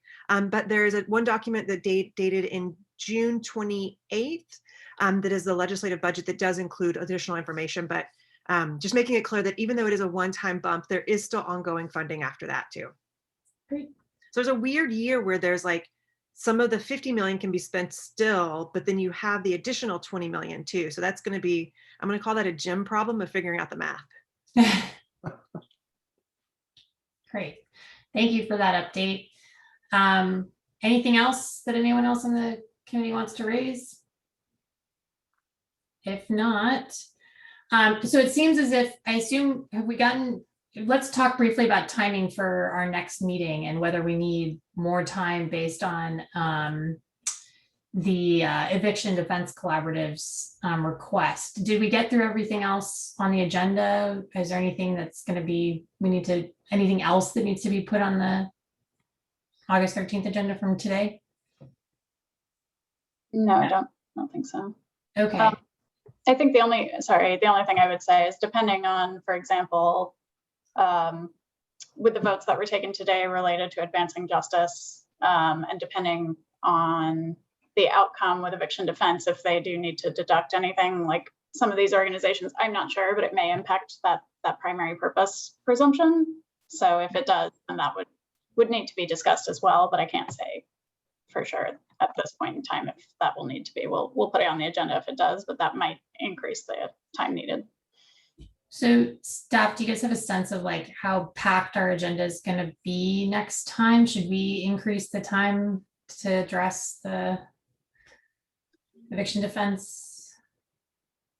My sense at the moment, I mean, for example, if you take today's meeting as an example, we've gotten through the agenda in about 2 hours. The main thing at the next meeting would be making the ultimate, the final recommendations to the commission for later in the day. But hopefully with the resolution of these other issues, that won't be a very,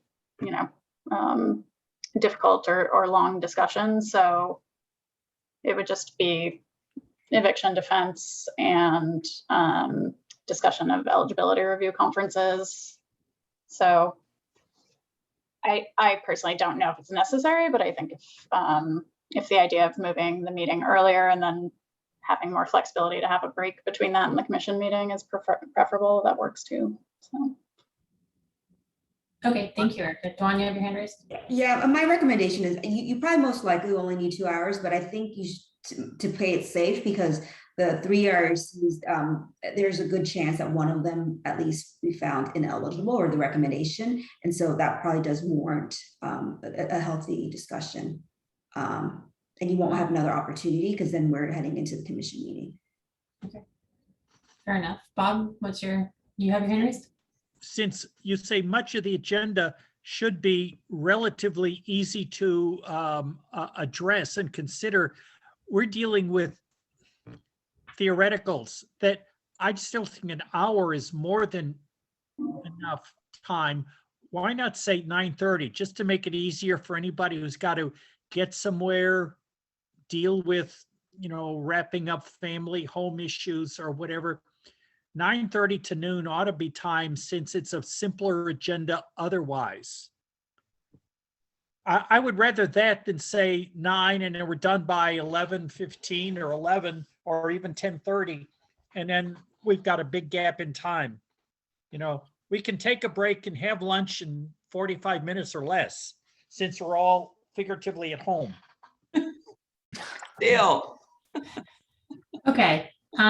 I'm amenable to 9:30. I will say I have daycare drop off, so 9:30 is a little bit easier for me, although I can adjust to 9 if everyone wants to do that. But why don't we aim for, if everybody's okay, why don't we try for 9:30? If that still is feeling tight, Dawn, then the next time we'll make sure we give it a full hour, okay?